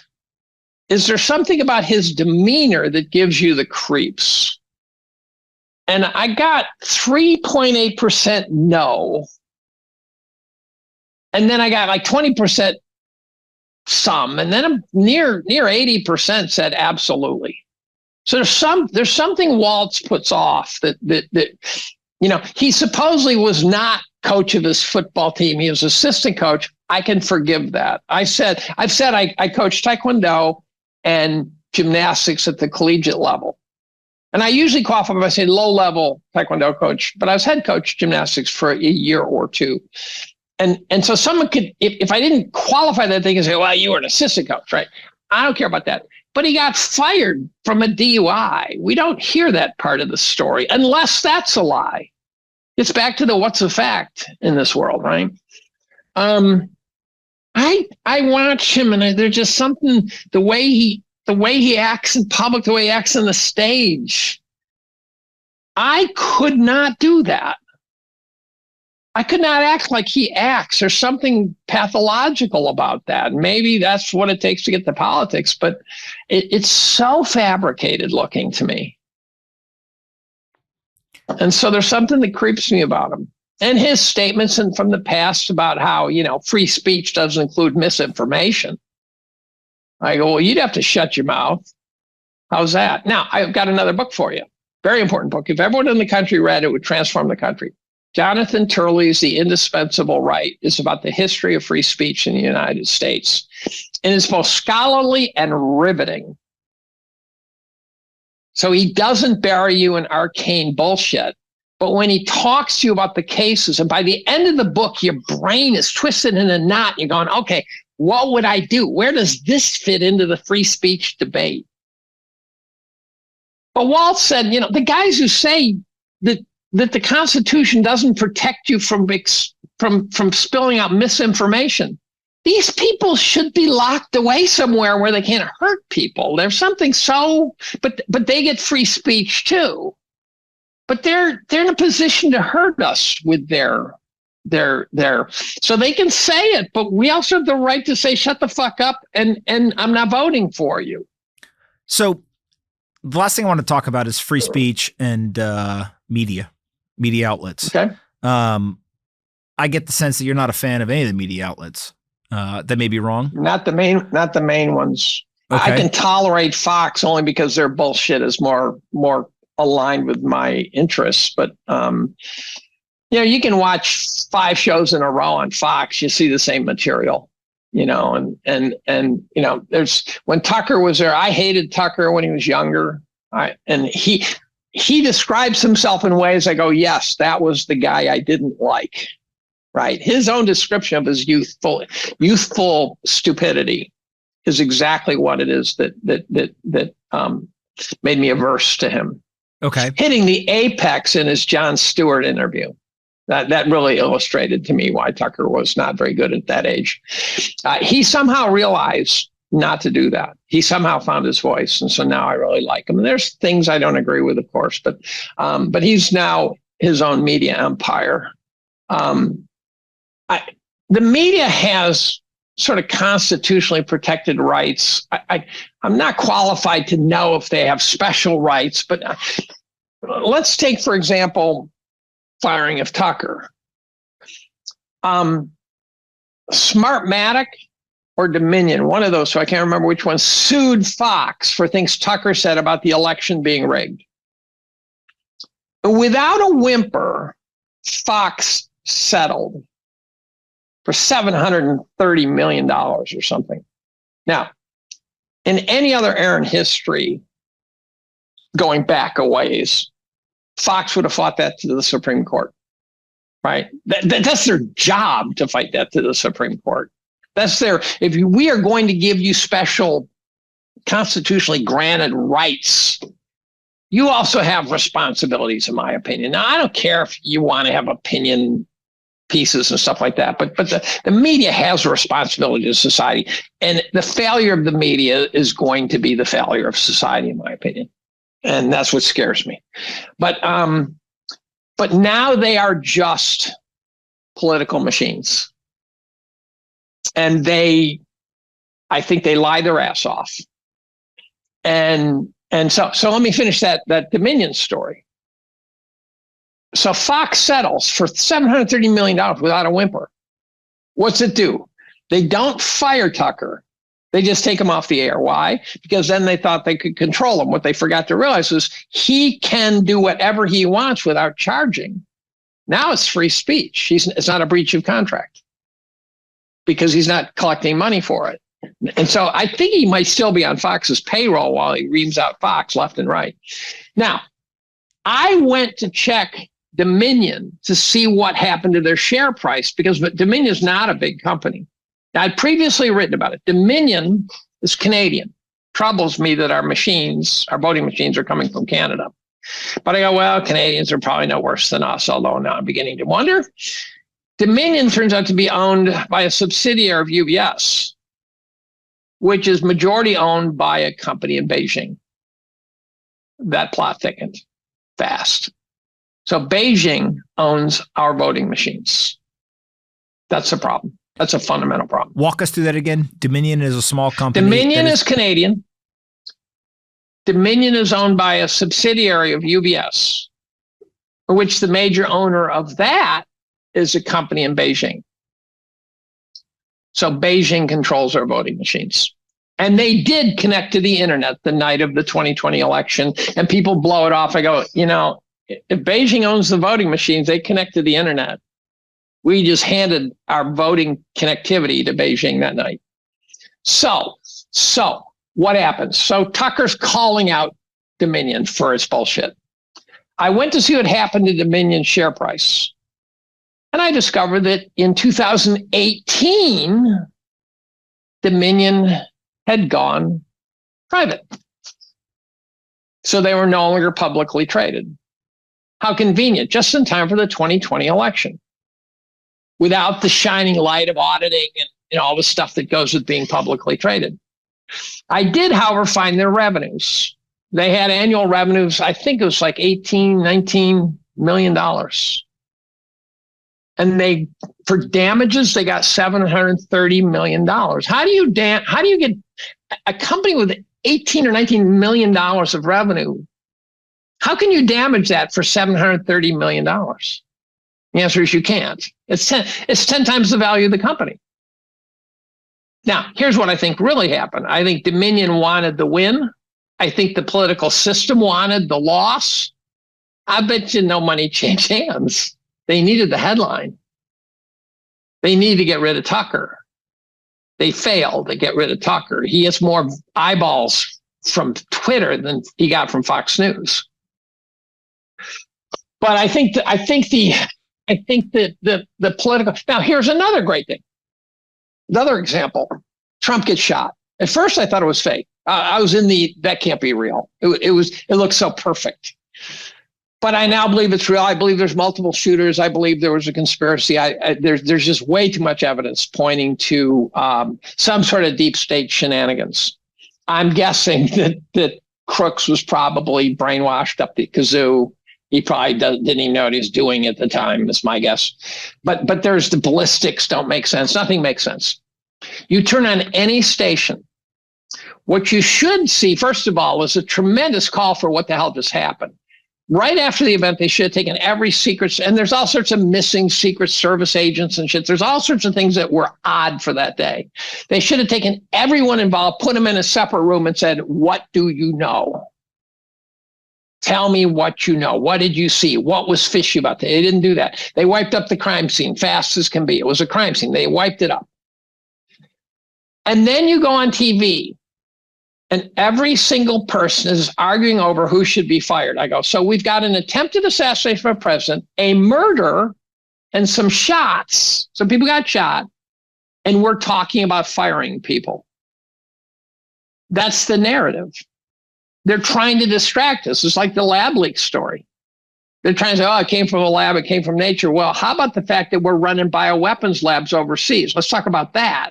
How about they released it on purpose? Maybe. Who knows? They don't want to talk about that. They don't want to talk about the presidential shooting, so they talk about who should be fired. The chick who got fired, right? What's her name? Cheadle? Mm-hmm. She probably had no idea what happened. She started lying right away. She should have said, look, we're still trying to figure this out. Shut the fuck up. Leave me alone, right? So. When you see Elon battling in Brazil for free speech, is that different or the same as the U.S. trying to ban TikTok in the U.S.? Like, what are the similarities and the differences? Well, the TikTok story is more complicated than us banning TikTok in the United States. It's not that. I'm gonna take a risk here. I have a gag order on Israel, Gaza. I personal gag order. TikTok. They want to ban TikTok because it's softening the brains of our children. Excuse me, you guys are doing a fine job yourselves. I agree, but and they say, well, China's sucking up also. I go, yeah, so are you. I don't care. I really don't care. Then you find out that we say to China, you got to sell TikTok to us. What kind of bullshit story is that? And then you find out that Mnuchin, Secretary of the Treasury, and a bunch of financiers are putting together a package to buy TikTok. And I go, what the hell is that all about? And then you find out, I think it might even be from Mike Benz, that the real problem with TikTok is that there's a huge pro-Palestine slant to TikTok. So I think the TikTok story is about Israel wanting to shut TikTok up. Interesting. What about X in Brazil? Well, either Elon's a kayfabe story, and he's doing a great job, and X is better than it used to be. So I'm glad about that. what's amazing is the number of people who should be supporting Elon who are not. The people want to shut Elon down because of misinformation and disinformation. And the fact that they just arrested that guy from what, Telegram? Pavel. Pavel, yeah. There should be screaming from everybody. Everyone should be saying, what are you doing, right? But there's not, because we are now, that's why I got to read Jonathan Turley's book. He says, freedom of speech comes under fire whenever the country gets troubled. And he goes through case histories where he talks about some guy who criticized the government and he was factually correct and they still threw him in jail and the Supreme Court supported the decision, right? And there's just strange things through the history of free speech. So Elon, we should all be backing Elon's free speech rights. But should we care about Brazil? It's Brazil's problem. And if they want to shut it down, okay. I mean, I've got a Brazilian ETF, so I should worry about that, but not much. It feels like, I don't know if you're familiar with the Paul Singer, Elliott Management versus Argentina story. Yes. Wasn't that fascinating where he cornered them legally? He cornered them legally, but I don't know if you remember, he also physically seized one of their warships. Oh, I don't know that part. Oh, you're going to love this. So Singer, the Elon Brazil thing has the framework of an individual private citizen with a monetary or corporate interest up against a foreign nation, right? Right. Singer was a private citizen who had an investment firm who owned the bonds that he had bought, pennies on the dollar, was way in the money. They owed him the money. They said, screw you. We're not paying you, hedge fund man in New York City. And he said, wrong tree to be barking up. And he eventually seized, he hired, I believe, as a private military contractor, and they seized a warship in Argentina. They took control of it. They said, well, this is our collateral. And if I remember all the details correctly, I think it was off the coast of Africa is where they found it. But there was another problem too, where they were cornered, where if they had defaulted on the bonds because of the legality of that complex world, that would have caused a cascading failure throughout the system too. And Singer knew that. So he said, you have to pay me or you will cause this cascading failure. And they were trying to find ways to get around it and they couldn't. Singer outsmarted them. It was like a 12 or 15 year battle. But again, private citizen, monetary interest, against a nation state. Elon is much more powerful and much richer than Singer in that situation.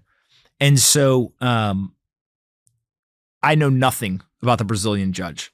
Don't even know his name. But I do know Elon may be the wrong tree to bark up because he's got a hell of a lot of influence. But more importantly is that he seems to be the type of person that when you ratchet the pressure up, he only knows one speed. He ratchets up. Did you read his biography? Did you read his biography? I did. It was great. Now, I'm sure there were favorable things, but it was so entertaining. Which, remember, when he was a kid and he wanted a scooter, and he would stand there next to his dad and said, Dad, I want a scooter. And his dad would say, no, you're not getting a scooter. And he would just stand there and stare at him. He would just stare at him. And then the next night he'd go, Dad, I want a scooter. And Dad would go, no. And then Elon would just stare at him. So I think his, on the spectrum personality gives him kind of a superpower.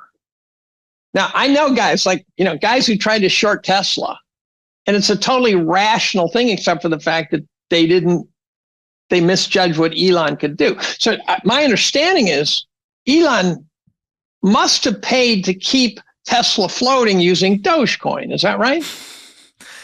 Isn't that what he did? My read on Tesla and the shorts is that don't try to be rational with an irrational person when you're arguing with somebody. That's right. That's exactly right. And the version in finance is never bet against a magician. And again, interesting. Interesting phrase. A magician, the critics will say, oh, they're manipulating the stock, they're doing accounting, they're, all the critiques we've all read online. And again, I'm not an expert. I'm not a forensic accountant. I couldn't tell you the first thing, whether these people are right, wrong, whatever. But what I do know is that when you look at the history and career of a magician, they continue to pull off magic tricks. And so the first rocket blows up, the second rocket blows up. Somehow, some way, he eventually gets one that works. So what should have destroyed him should have been gambler's ruin, where you're betting against the house and eventually their liquidity exceeds yours and you go broke. So if you draw an inside straight, which he seems to do all the time, eventually you get liquidated. Except for, and he doesn't. Except for the thing that I find it very difficult to believe that he master planned. He somehow built this cult of personality, which leads to and rightfully so, a belief that he is the best entrepreneur of our generation. He is one of the true innovators in our society. Capital will always follow the magician. And therefore, he doesn't need to just have his own balance sheet. He has to be able to dip into the house's pockets when needed. The difference. So at some level, this is kind of Trump-like, really. Trump built a building in New York City, in which, you can imagine how many signatures you have to get. He didn't get any of them. And no one noticed. He got no signatures. He just built the fucking thing. If I remember correctly, Elon Musk, Donald Trump, and Kanye West all have birthdays in June and are Geminis. I don't believe any of that shit. I'm not. I don't either, but that's funny. Except for, that's a big coincidence. That's funny. Well, there's only 12 months in the year, so the odds that's not astronomically improbable. No, but Elon, Trump, and Kanye. Well, it's 144 to 1. So. You know the phrase that Kanye has used is "show me a genius that isn't crazy." Oh, yeah.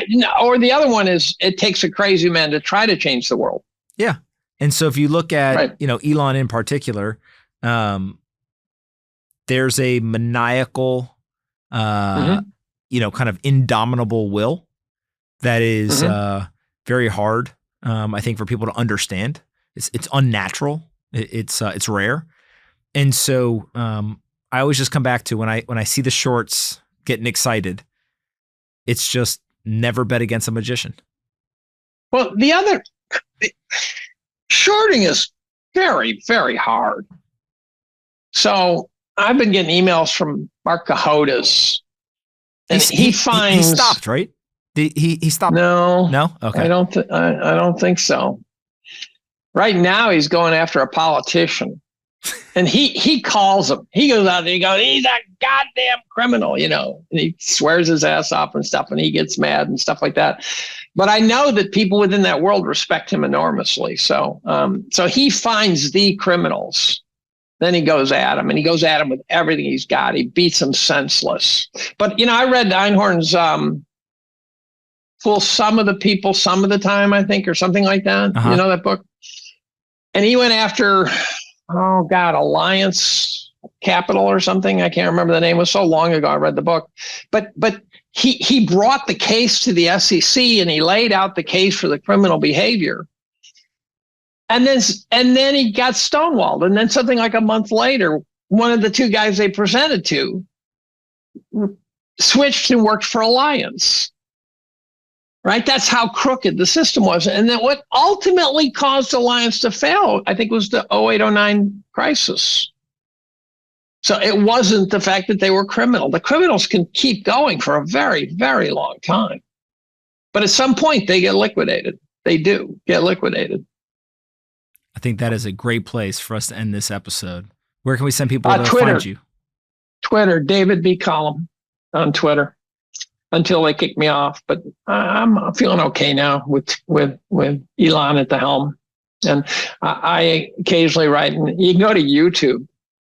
I mean, I'm just all over YouTube now, and Rumble, places like that. I always enjoy talking to you. I always learn something. So please keep doing it. One last book, Diana West's American Betrayal, if I didn't mention it already. Diana West, American Betrayal. American Betrayal. It's a complete rewriting of World War II history. She describes how the Soviets completely controlled the flow of the war, completely. And at first, I didn't believe her. I thought she's a neocon and a commie behind every rock. By the end of the book, I'm going, holy shit, she nailed it. And then there's a follow-up called The Red Tide, which is like a sequel, which brings us up to the great example, John Brennan. I can't stop, can I? John Brennan. They say, oh, indiscretion, he voted communist once in his life. Oh my God, no. His communist connections run deep, multi-tentacled. There is something so wrong with this story. I'm going to go read the books, and then we're going to talk about it again at the end of the year when you put out your beautiful end of year review. And by the way, I'm not suicidal. That's all always right, a disclaimer. Folks, we will talk to Dave again at the end of the year. I appreciate your time. Thank you so much.